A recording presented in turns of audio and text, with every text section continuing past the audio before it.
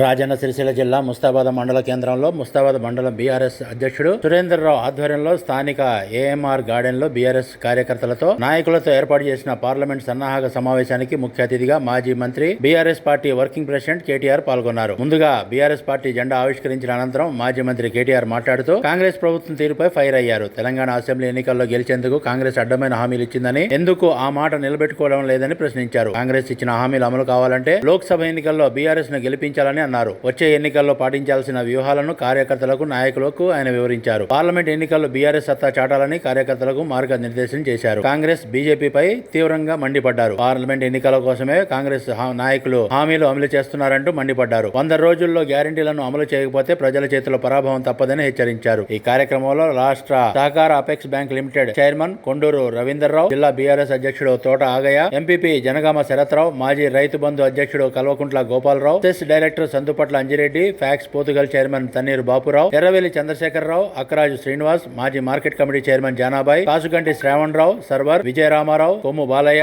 సంతోష్ రావు, శీలం స్వామి, మెంగని మనోహర్, మాజీ sarpanch Gandla Sumathi, Dabbeda Renuka, MPTC Kancham Manjula, BRS పట్టణాధ్యక్షుడు Eddandi Narasimhareddy, BRSP మండల అధ్యక్షుడు ఎండి నవాజ్, వివిధ గ్రామాల బీఆర్ఎస్ కార్యకర్తలు, నేతలు, నాయకులు పాల్గొన్నారు. సిరిసిల్లలో నేతలకు ఒక మెగా పవర్ఫుల్ క్లస్టర్ దేవాలి. మరి నేను ఇప్పుడు చెప్పిన ఒక పని చేసిందా? బండి సంజయ్ టైం ఏం నీకు 5 ఏళ్ళు ఏమి లేదు.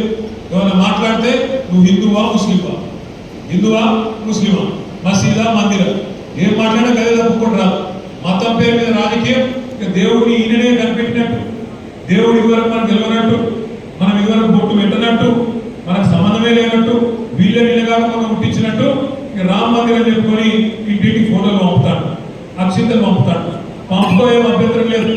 ఎంపీ గారు మీకు అంతగా షోక్ ఉంటే, ధర్మం కోసం ప్రచారం చేసేది నిజంగానే అంత షోక్ ఉంటే మఠం పెట్టుకో, సన్యాసాశ్రమం తీసుకో, బ్రహ్మాండంగా ధర్మం కోసం ప్రచారం చేయి. కానీ ప్రజాప్రతినిధిగా ఎంపీగా నువ్వు చేయవలసిన పని చేయకుండా ఆగే చుట్టూ కొట్టుకునే పరిస్థితి వచ్చింది. ఫ్రీ బస్ అంటే ఇవన్నీ అందరూ కూడా చూస్తూ ఉన్నారు. ఫుట్బాల్ల మీద కూడా ఆఖరికి మహిళలు ఏలాడిపోయే పరిస్థితి వచ్చింది. ఇవన్నీ ప్రజలందరూ చూస్తున్నారు. అందుకే కాంగ్రెస్ పార్టీకి, కాంగ్రెస్ ప్రభుత్వానికి వాళ్ళు చేసిన మోసాన్ని తప్పకుండా బుద్ధి చెప్పేందుకు ఇది ఒక మంచి వేదిక.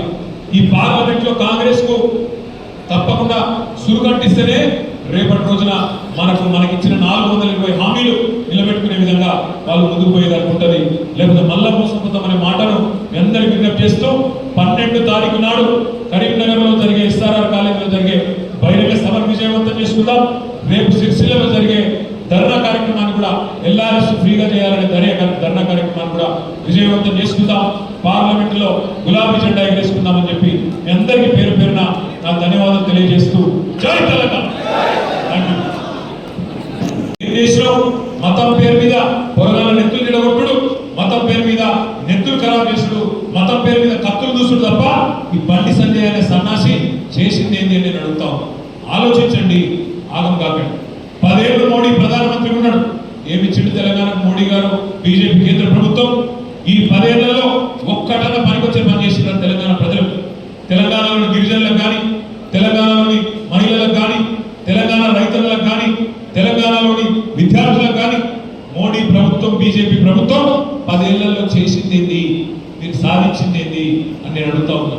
ఒక్క రామ మందిరాన్ని చెప్పి రాముని అడ్డం పెట్టుకొని ఇలా మళ్ళొక్కసారి ఓట్లు దండుకోవాలనే ఒక చిల్లర ఆలోచన తప్ప చేసింది ఏంది 5 ఏళ్ళు బండి సంజయ్ ఎంపీ అని అడుగుతా ఉన్నా. నీకు దమ్ముంటే బండి సంజయ్ గారు 10 ఏళ్ల మోడీ ప్రభుత్వంలో మొదటి 5 ఏళ్ళు వినోద్ కుమార్ గారు కరీంనగర్ ఎంపీగా ఉన్నాడు. తర్వాత 5 ఏళ్ళు నువ్వు ఎంపీగా ఉన్నావు. నువ్వు చర్చ కూడా బయట చర్చ ముస్తాబాద్ పెడదామా, గంభీరపేట పెడదామా, తంగేలపల్లిలో పెడదామా, సిరిసిల్లలో పెడదామా, ఈ కరీంనగర్ పార్లమెంట్ నియోజకవర్గంలో ఎక్కడైనా సిద్ధం. మొదటి 5 ఏళ్ళు వినోద్ ఎట్లా పనిచేసిండు, వచ్చే తర్వాత 5 ఏళ్ళు నువ్వేం పనిచేసినావో, ఎవరు అభివృద్ధి చేసిండ్రో అదే మోడీ ప్రధాని ఉండగా ఎవరు ప్రజల కోసం, కరీంనగర్ ప్రజల కోసం కొట్లాడినో ముఖాముఖి వినోద్ కుమార్ గారికి నీకు బహిరంగ చర్చ పెడితే నీ భాగంతో మొత్తం బయటపడుతుంది. ఇలా మొత్తం ఏ ఊరికి పోయినా, ఎక్కడికి పోయినా ఒకటే మాట చెప్తున్నారు. ఆయన ఎప్పుడు చూడలేదన్నా మేము ఈ బండి సంజయ్ అంటే ఆయన ఎవరు టీవీలో చూసిన, పేపర్లో చూసిన తప్ప ఎన్నడూ రాలే, ఎన్నడూ కనబడలే అని చెప్తున్నారు. మరి పోనీ అవి చూసుకోకండి, బలవంతంగా ఎవరిని ఆపాల్సిన అవసరం లేదు. కొత్త నాయకత్వాన్ని తయారు చేసుకుందాం. ప్రజల్లో ఆదరణ ఉన్నంత కాలం తప్పకుండా నాయకులు ఒకరు, 2, 3 పోయినా ఏం బాధ లేదనే మాట కూడా నేను మీకు విజ్ఞప్తి చేస్తా ఉన్నా. ఎందుకంటే ప్రతి పార్టీలో అవకాశవాదులు ఉంటారు, పోరాటవాదులు ఉంటారు. మరి వాళ్ళ పోరాటవాదులు ఎవరైతే ఉన్నారో తప్పకుండా నిబద్ధతతోని మనతో ఉండే తమ్ముళ్ళు 23-24 ఏళ్ళుగా ఉన్న వాళ్ళు ఉన్నారు. రేపటి రోజున కూడా ఏమీ ఆశించకుండా 23-24 ఏళ్ళు పనిచేసిన వాళ్ళే లక్షల మంది ఉన్నారు. కాబట్టి ఇలా వేదిక మీద కొంతమంది కూర్చొని నేను మిమ్మల్ని ప్రార్థించేది ఒకటే, కోరేది ఒకటే. మనకిప్పుడు మొట్టమొదటి పరీక్ష మనం ప్రతిపక్షంలో పోయిన తర్వాత మొట్టమొదటి పరీక్ష మనకు కరీంనగర్ పార్లమెంట్ ఎన్నిక మన ముందు రాబోతూ ఉంది. రాబోయే 40 రోజుల్లోనో 50 రోజుల్లోనో కరీంనగర్ పార్లమెంట్ ఎన్నిక దేశవ్యాప్తంగా ఎన్నికలతో పాటు కరీంనగర్ ఎన్నిక కూడా జరగబోతా ఉన్నారు. దీనిలో మన పార్టీ నిన్ననే మన అధ్యక్షులు పెద్దలు కేసీఆర్ గారు నిన్ననే మన అభ్యర్థిగా మన సౌమ్యుడు, విద్యావంతుడు, చదువుకున్న మేధావి, అందరితో పాటు ఉద్యమంలో మీతో పాటు 24 ఏళ్లుగా ఒక సామాన్య కార్యకర్తగా కేసీఆర్ గారి ఆలోచన మేరకు నిబద్ధతతో పనిచేసిన వినోద్ కుమార్ గారిని మన అభ్యర్థిగా మన నాయకుడు కేసీఆర్ గారు ఎంపిక చేయడం జరిగింది. రేపటి రోజున ముస్తాబాద్ కూడా తప్పకుండా వారిని తీసుకొని వస్తాం, మిమ్మల్ని అందరినీ కూడా కల్పిస్తాం. మిమ్మల్ని నేను కోరేది ఒకటే, గత 5 ఏళ్ళు ఆనాడు 5 ఏళ్ళు కింద చేసిన తప్పుకు ఇవాళ పార్లమెంట్ సభ్యుడిగా ఒక ఆయన ఉన్నాడు. ఆయన ఏం మాట్లాడుతారో ఆయనకే తెలియాలి, మనకైతే అర్థం కాదు. అన్నా ఇవాళ ఏ వారం అన్నా, అన్నా రేపే వారం అన్నా, ఇవాళ ఏం దేవుడు అన్నా, రేపేం దేవుడు అన్నా, ఆ తప్పు కొడదలు. పార్లమెంట్ మెంబర్ అంటూ ఏం చేయాలన్నా, పోవాలి పార్లమెంట్ లో. ఇగో మా కరీంనగర్ పార్లమెంట్ కు ఒక కొత్త విద్యా సంస్థ కావాలి, ఒక మెడికల్ కాలేజ్ కావాలి, మాకు ఒక దవాఖాన కావాలి, మాకు నేషనల్ హైవే కావాలి, మాకు రైల్వే లైన్ గతంలో కేసీఆర్ మంజూరు చేయించింది జల్దీ కావాలి అని అడగాలి. దమ్ముంటే చేతనైతే కాళేశ్వరం ప్రాజెక్టు మండల పార్టీ ప్రెసిడెంట్ ఆ తమ్ముడు లేచి ఒక మాట చెప్పాడు, అన్న అమ్మతో చెప్తున్నా, అధికారంలో ఉన్నప్పుడు విలువ తెలియలేదే, కానీ ఇలా తెలుస్తుంది. ఇలా మామూలే కాంగ్రెస్ వాళ్ళు ర్యాలీ తీస్తుంటే గెలుచుకుంటా జులూస్ తీస్తుంటే ఎక్కడ మేము దాక్కునే పరిస్థితి వచ్చిందన్న, మాకే ఇజ్జత్ అనిపిస్తున్నది. ఈసారి పార్లమెంట్ ఎన్నికల్లో తడాకా చూపెడతాం, ఖచ్చితంగా కష్టపడతాం, పార్లమెంట్ లో మన అభ్యర్థిని గెలిపించుకుంటామనే మాట ఆ తమ్ముడు నాకు చెప్పడం జరిగింది. నేను మిమ్మల్ని కూడా ఒకటే కోరుతా ఉన్నాను, అధికారంలో ఉన్నప్పుడు కొన్ని పనులు కావచ్చు, కొన్ని కాకపోవచ్చు, నేను కాదంటలేదు, అన్ని అయినా నేను అంటలేదు. అధికార ఒత్తిడిలో కొంత సమయం నేను ఇవ్వలేకపోయి ఉండొచ్చు కూడా, అది కూడా నాకు తెలుసు.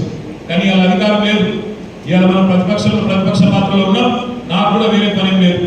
కార్యకర్తలను చూసుకున్నాడు, మీ కష్ట సుఖాలు చూసుకున్నాడు, మిమ్మల్ని కడుపులో పెట్టుకుని చూసుకునే బాధ్యత నాది అనే మాట నేను మీకు విజ్ఞప్తిస్తా ఉన్నా. ఎవరు కూడా ఈ విషయంలో బేజారు కావాల్సిన అవసరం లేదు. తప్పకుండా మీ కష్టంలో సుఖంలో నేనుంటా, నేను చూసుకుంటా అనే మాట కూడా మీకు విజ్ఞప్తిస్తా ఉన్నా. కాంగ్రెస్ వాళ్ళు కుర్చీలుగా ఎగిరెగిరి పడతాను, అధికారంలో రాగానే కొత్త పిచ్చిగాడు వచ్చినట్టు ఎగిరెగిరి పడు, ఎవరైనా సోషల్ మీడియాలో పోస్టింగ్ పెట్టగానే పోలీసు వాళ్ళతో ఫోన్ చేయించుడు, బెదిరించుడు, ఏమనుకుంటున్నావు నిన్ను అని డైలాగ్ కొట్టుడు, ఇవన్నీ డ్రామాలు ఒక సిరిసిల్లనే కాదు అంతటా చేస్తా ఉన్నారు. నేతలను తులనాడుతున్నారు, రైతుల పట్ల కించపరిచే విధంగా మాట్లాడుతున్నారు, నోటికి వచ్చినట్టు అడ్డగోలు వ్యవహారాలు చేస్తున్నారు. లేని ఉన్నట్టు, ఉన్నది లేనట్టు, వాళ్ళు ఇయ్యని ఉద్యోగాలు వాళ్ళే ఇచ్చినట్టు దిక్కుమాలిన దివాళతో రాజకీయాలు చేస్తా ఉన్నారు. నేను మిమ్మల్ని అందరినీ కోరేది, ఈ 5 ఏళ్ళు, రాబోయే 5 ఏళ్ళు మనకు పరీక్షా సమయం. ఖచ్చితంగా మన ఉద్యమంలో ఏదైతే స్ఫూర్తితో పనిచేసినామో రేపటి రోజున కూడా ఈ 5 ఏళ్ల పాటు తప్పకుండా పార్టీని పటిష్టం చేసుకుందాం.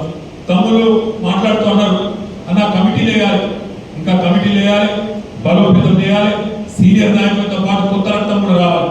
కొంతమంది నాయకులు పోతారు, నాకు కూడా తెలుసు, తప్పకుండా పోగొట్టుకోవాలి.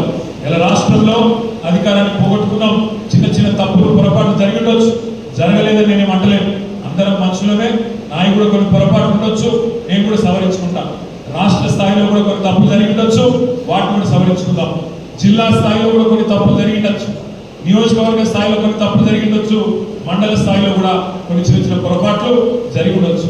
కావాలని ఎవరు మనసు నొప్పించే పనులు, మిమ్మల్ని బాధ పెట్టే పనులు ఎవరు చెయ్యరు, చేయబోరు. ఎందుకంటే మీరంతా నా కుటుంబ సభ్యులు.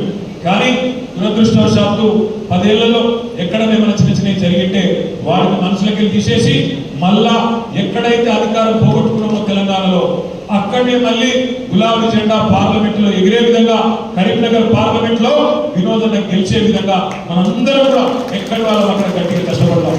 మన ముస్తాబాద్ మండలం నుంచి ఇక్కడ కాంగ్రెస్ అభ్యర్థి మీ మండలం కూడా అయినా కూడా నాకు మీరు 1100 ఓట్ల మెజారిటీ మీరు ఇచ్చారు. మా నామాపూర్ తమ్ములు కూడా ఉండొచ్చు ఇక్కడ, వాళ్ళకు ప్రత్యేకంగా మీకు నా ధన్యవాదాలు.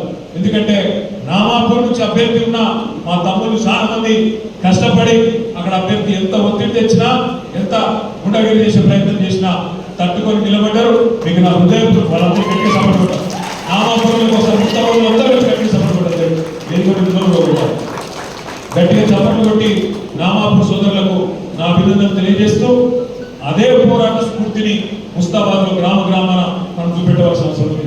అటు వెంకటరావుపల్లి నుంచి మొదలు పెడితే ఇక్కడ చిప్పులపల్లి దాకా, గోపాలపల్లి దాకా బ్రహ్మాండంగా ఆమూల నుంచి ఈ మూల వరకు కూడా మంచిగా అక్కడ అగ్రహారం నుంచి దుర్గపల్లి నుంచి మొదలు పెడితే యువతల మద్దికుంట దాకా ప్రతి గ్రామంలో తప్పకుండా మీరు కనుక గట్టిగా అనుకున్నట్టయితే ఏ గ్రామానికి ఆ గ్రామంలో మీరు గట్టిగా తలుచుకుంటే ఆ కొద్దిగా మన కొద్దిగా బూజులు రంగంలో దిగితే తప్పకుండా మంచి ఫలితాలు వస్తాయి. కాంగ్రెస్ ప్రభుత్వం ఇది ఇప్పటికే ప్రజలకు ముఖం మొత్తింది. ప్రజలకు ఆల్రెడీ బాధ స్టార్ట్ అయింది.